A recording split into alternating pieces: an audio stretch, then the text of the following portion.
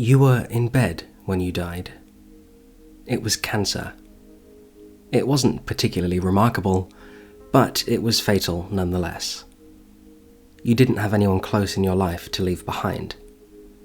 It wasn't a painless death, but the illness was short, and you were thankful for that. The cancer had spread throughout your body. You were better off, trust me. And that's when you met me. What happened? You asked. Where am I? You died, I said. I was in bed. There was pain, lots of pain. Yup, I said. I died. Yeah, but don't feel bad about it. Everyone dies, I said. You looked around. There was complete and utter nothingness, like someone switched off all the stars in the universe.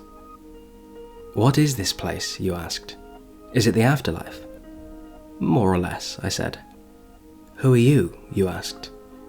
That's complicated, I replied. Oh, you said.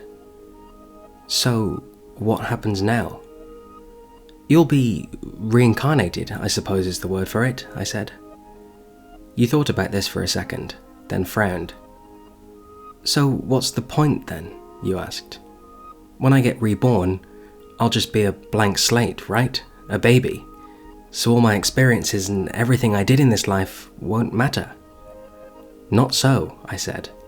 You have an inextricable link to all of your previous experiences. You might even say it was all put into motion when the universe was born. There's a chain of causation going all the way back to the beginning of time.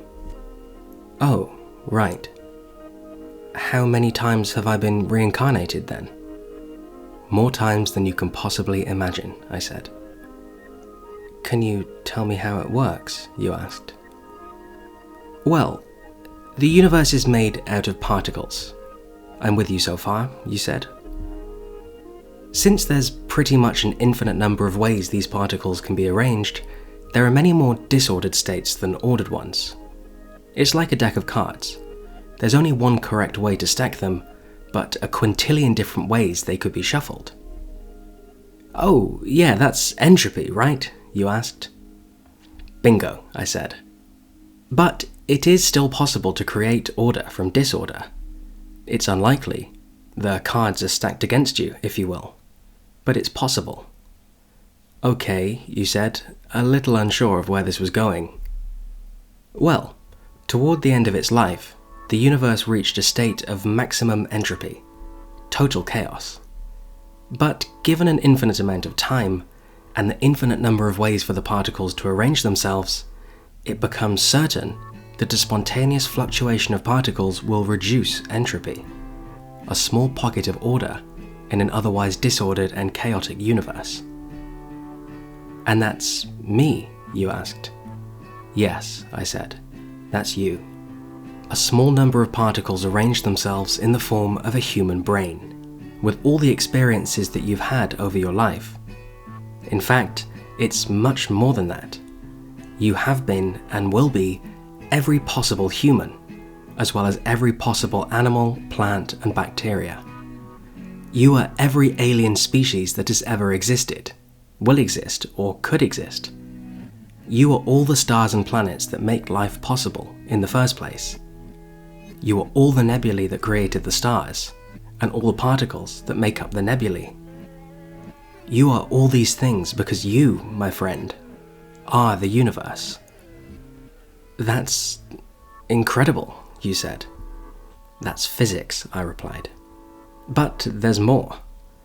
In the infinite amount of time that remains, it's also certain that the most unlikely outcome will eventually happen, that the universe will spontaneously return to a state of minimum entropy once more.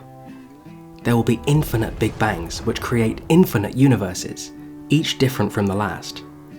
And in each of those universes, there will be more spontaneous fluctuations of order, more brains created out in the void, experiencing all there is to experience. And in the universe after that, and in the universe after that. It's because of you that existence is made up of all the experiences that are possible.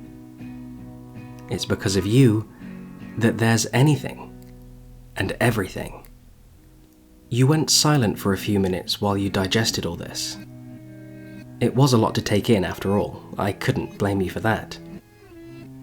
After a while, a curious expression spread across your face. It seemed to take you a while to think of the right words, but then you looked at me and said, "So, what's at the bottom?" "What do you mean?" I asked. "You know, what's at the bottom of it all? It can't be infinite different arrangements of particles forever, can it? There must be something at the end of infinity." "I'll leave that as a surprise," I replied. "But if there ever is a time when you come to know the answer to that ultimate question, let's just say, I'll see you there."